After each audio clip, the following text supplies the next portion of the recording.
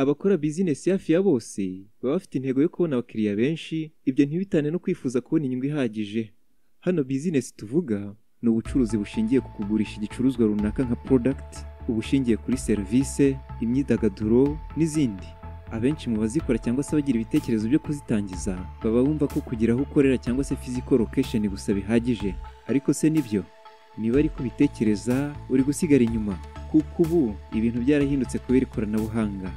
Hey guys, uyu munsi tugiye kurebera hamwe impamvu 10 z'ingenzi zituma ukwiye gushyira business yawe online. Ku badasobanukiwe neza, gushyira business online ni ukuyikorera website ukanayifungurira imirongo ku mbuga nkoranyambaga zitandukanye. Ibi ntibirangirira ku bikorwa by'ubucuruzi gusa, ushobora no kuba ufite impano wabyaza umusaruro nayo ukaba wayimenyekanisha ukoresheje internet, hamwe n'impano yawe ukaba wagera kuri byinshi. Twizere ko utari mushya ku biganiro byacu. Niba dusanganwe ukaba utarakora subscribe, uyu ni wo mwanya mwiza wo kuyikora. Kandi niba uri mushya ukaba ukunda ibiganiro byiza nk'ibi, nawe karibu ku rubuga rw'abashaka gutera imbere, ureba ahanditse subscribe, ukandaho, ukanda no kukazogera kugira ngo ibiganiro byiza byagufasha gutera imbere bijye bikugeraho mu ba mbere. Twizere ko bikoze kandi ntugende udakanze no kuri like, kuko natwe turagukunda. Impamvu 10 ukwiye gushyira business cyangwa se ibikorwa byawe online. Impamvu ya mbere ni uko gushyira business yawe online biguhesha platform. Platform ku batazi icyo ari cyo, ni nk'aho ugaragariza ibintu byawe mu gihe wari warabuze uruvugiro. Mu iduka ucururizamo cyangwa se utangira service, ndavuga aho ufite umuryango w'ubucuruzi, abakugeraho ni abasanzwe bahazi cyangwa se bahamenya kubera ko bahanyuze bihitira. Iyo business yawe ishyize online, ndavuga uyifunguriye website cyangwa se imirongo ku mbuga nkoranyambaga zitandukanye nka Facebook page, account kuri Instagram, TikTok, Twitter, Snapchat, LinkedIn, YouTube n'izindi, ibyo bihita bihinduka. Ibyo ukora bihita bitangira kugaragarira abantu benshi hagendewe ku bushobozi ufite mu kubaka audience nini kuri izi mbuga. Nk'iyo ufite brand uri kubaka, uburyo bwo kuyubaka online nibwo bugezweho kandi bwizewe kandi bukorohereza kuyimenyekanisha. Impamvu ya kabiri ukwiye gushyira business yawe cyangwa se ibyo ukora online ni uko bizamura isura n'izina bya company yawe.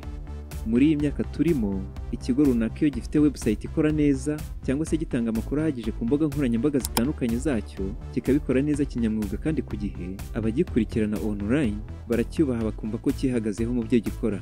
Ibi bigifungurira amarembo ku bakiriya bari serious. Impamvu ya gatatu ni uko business yawe itangira kugaragara amasaha 24 kuri 24. Physical location cyangwa se aho ukorera akenshi yagira amasaha haba hafunguye, mu gihe kuri internet ibintu bigaragara igihe icyo ari cyo cyose. Nk'abafite business online zimaze gufatisha, bazinduka bajya gutunganya komande zaraye zitangwa. Impamvu ya kane ituma ukwiye gushyira business yawe online ni uko iyo ishyizwe online iba igiye ku rwego rw'isi ugendeye ku bayibona. Nk'uko mubizi, internet ntigira umupaka. Umuntu aho yaba ari hose ku isi ashobora gukurikirana ibikorwa byawe atavuye ahari. Biranoroshye ko yakubera n'umukiriya kandi mugakorana neza mutabonanye imbona nkubone. Impamvu ya gatanu uba ukwiye gushyira ibyo ukora online ni uko bigabanya igiciro cyo kwamamaza. Kumenyekanisha ibyo ukora wivugishiriza abakiriya, ndavuga ugiye kuri tele cyangwa se gukoresha radio na televiziyo, ubu buryo bwose burahenda cyane. Hakoreshejwe uburyo bw'ikoranabuhanga nka Facebook Ad, Google Ads n'ubundi buryo butandukanye bwo kwamamaza online, ibikorwa byawe bigezwa ku bantu benshi kandi bizewe. Ndavuga abashobora kukubera abakiriya, bikabageraho mu kanya gato kandi ku giciro gito cyane. Ikindi ni uko wongera amakuru y'ibyo ukora ku mbuga zawe, ariko birushaho kubonwa no kumenywa na benshi. Ikintu cya gatandatu cyatuma ukwiye gushyira business yawe online ni uko kuri internet hari isoko ryagutse.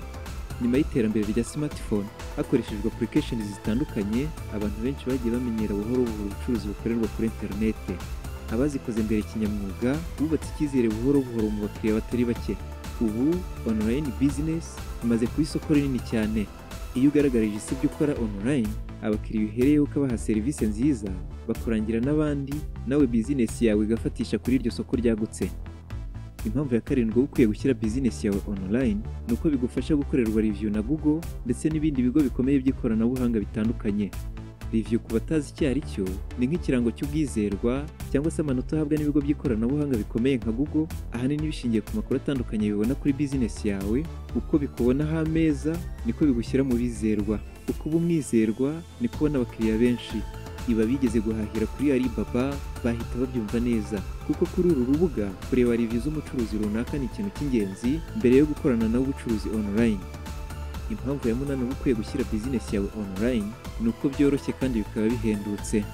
Gukora ubucuruzi online icyo biba bigusaba ni ugufungurira business yawe website cyangwa se account za business yawe ku mbuga nkoranyambaga zitandukanye, noneho ugapostingaho ibicuruzwa ufite cyangwa se serivisi utanga. Ibi kubitangira ntibisaba umwanya munini n'igishoro bisaba ni gito, gusa bisaba guhozaho. Impamvu ya cyenda ukwiye gushyira business yawe online ni uko bigufasha kunguka inshuti nshya n'ubwenge.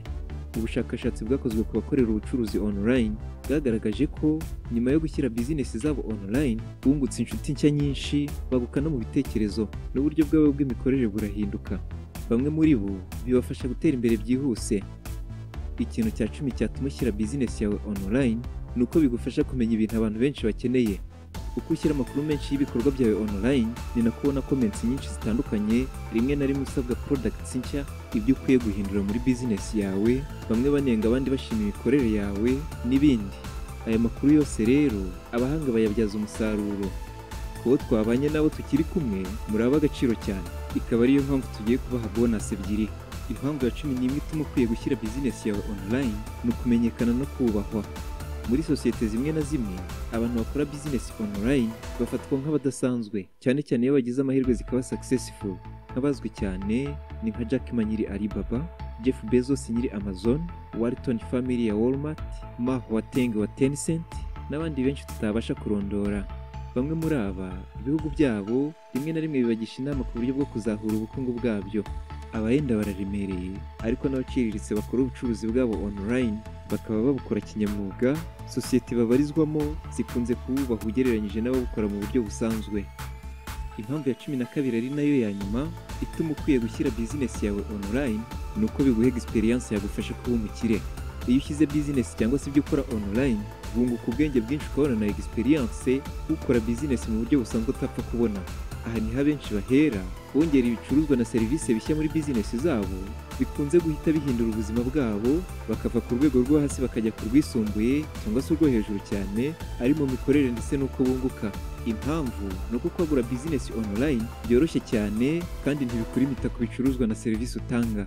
Mu gihe iduka risanzwe, ndavuga iritari online, kuvanga ibicuruzwa bigoye. Mukunzi wacu, izi zari impamvu 10 ukwiye gushyira business yawe online. Niba wumva hari iyagufasha, hera uyu munsi nawe ushyira business yawe online.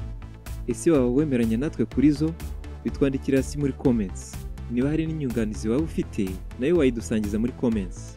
Niba uri mushya, tugufite ibiganiro byinshi kandi byiza byagufasha mu buzima, akaba ariyo mpamvu tugusabye gukora subscribe, ugakanda no kukazogera kugira ngo ibiganiro byacu bizajye bikugeraho mu ba mbere. Niba iki kiganiro cyakuryoheye, ukande kuri like, kandi niba hari n'uwo cyafasha ukimusangiza ukora share. Niba ibiganiro dusize kuri end screen byakuryohera kandi byagufasha, ibiganiro byacu byo nakagaruka naho ubutaha. Imana ibarinde, turabakunda.